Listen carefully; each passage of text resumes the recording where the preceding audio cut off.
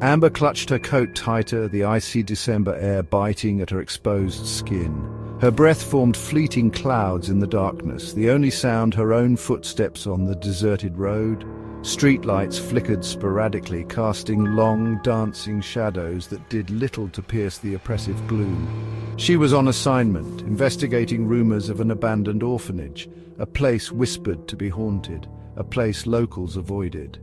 A shiver ran down Amber's spine, and it wasn't just from the cold. The rumors, the whispers, the stories she'd heard, all painted a chilling picture. Was she truly prepared for what awaited her at the end of this road? Doubt gnawed at her, but her journalistic curiosity, the insatiable thirst for the truth, pushed her onward.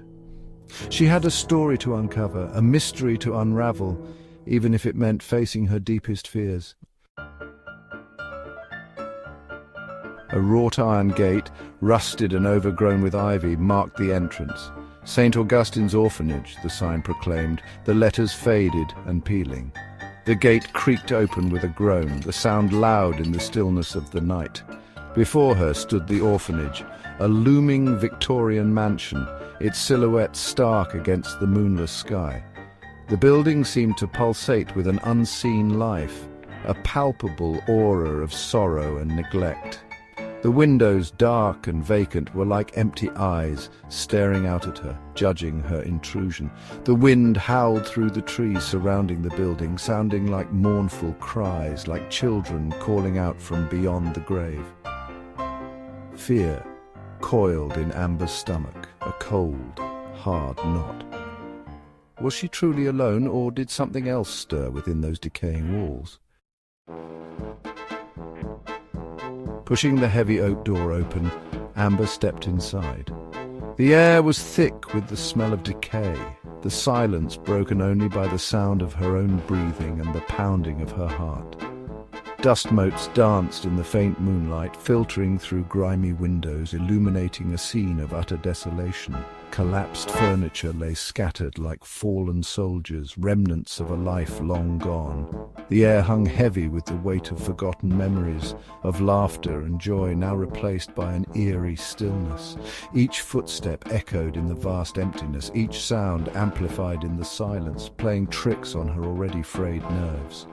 She felt a presence here, unseen, watching her, judging her.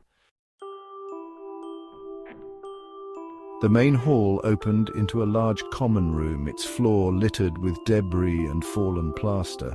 In the center of the room stood a rocking horse, its once bright paint now faded and peeling. A lone teddy bear lay discarded on the floor, its one remaining button staring up at her accusingly. These weren't just toys, Amber realized. They were ghosts of childhood dreams, now shattered and forgotten. Each object whispered a silent story of the children who once lived within these walls, their laughter and cries now nothing but fading echoes. The air grew colder, a chill that seeped into her bones, and she couldn't shake the feeling that she was being watched, that she was not alone. Moving further into the orphanage, Amber found herself in what was once a nursery. The walls, once painted a cheerful yellow, were now stained with damp and neglect, yet amidst the decay something caught her eye.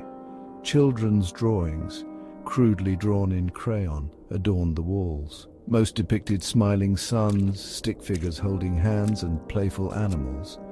But one drawing stood out, sending a shiver down her spine. It depicted a group of children, but one figure was scribbled out, almost completely blacked out, and above them all a large, shadowy figure loomed, its features indistinct yet undeniably menacing. A cold wind seemed to emanate from the drawing, and Amber felt a prickling sensation on the back of her neck, as if unseen hands were reaching out to touch her. Section 6. Laughter in the dark. A child's play, or something more sinister? The sound of laughter, high-pitched and chillingly clear, echoed through the empty halls. Amber froze, her blood turning to ice. It was the sound of a child filled with an innocent joy that starkly contrasted with the oppressive atmosphere of the orphanage. She strained her ears, trying to pinpoint the source, but the laughter seemed to come from everywhere and nowhere at once. Her mind raced, trying to rationalize the impossible. Was it the wind playing tricks on her? A stray animal, perhaps? But deep down, she knew the truth. This place was not meant for the living. This was the laughter of ghosts, of children forever trapped within these walls. Section 7, Footprints in the Dust, a trail leading downwards. Driven by a morbid curiosity and a journalist's instinct, Amber followed the sound of the laughter. It led her down a hallway, past rooms filled with decaying furniture and discarded toys, each one a silent testament to the lives that were once lived here. As she walked, she noticed something peculiar, a trail of small footprints in the thick dust, as if a child had recently walked this way. The footprints led her to a door at the end of the hall, a heavy wooden door with an iron lock partially ajar. A chill wind seemed to emanate from the opening, carrying with it the scent of damp earth and something else, something foul and ancient. This was the source of the laughter, she realized, and the footprints. The unseen presence all pointed towards what lay beyond. Section 8. The basement where secrets lay buried. Taking a deep breath, Amber pushed the door open the rest of the way. The stairs creaked in protest as she descended into the darkness, each step sending shivers down her spine. The air grew heavy, thick with the smell of damp earth and decay, and the sound of dripping water echoed through the oppressive silence. As her eyes adjusted to the gloom, she saw that she was in a large, cavernous basement. In the center of the room, a single flickering light bulb illuminated a scene that sent a wave of terror crashing over her. A circle of old porcelain dolls, their faces cracked and vacant, surrounded a small charred teddy bear. The sight was both eerie and heartbreaking, a testament to a tragedy she could only imagine. The laughter seemed to intensify, echoing all around her, mocking her fear.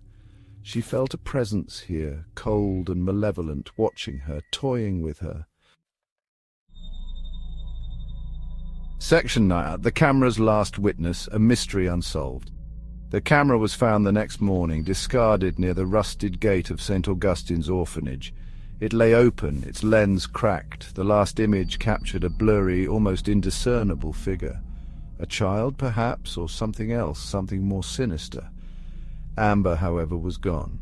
The police searched, the townspeople whispered, but no trace of her was ever found. Some say she simply got lost in the sprawling, decaying building. Others whisper of the ghosts of the children claiming her for their own.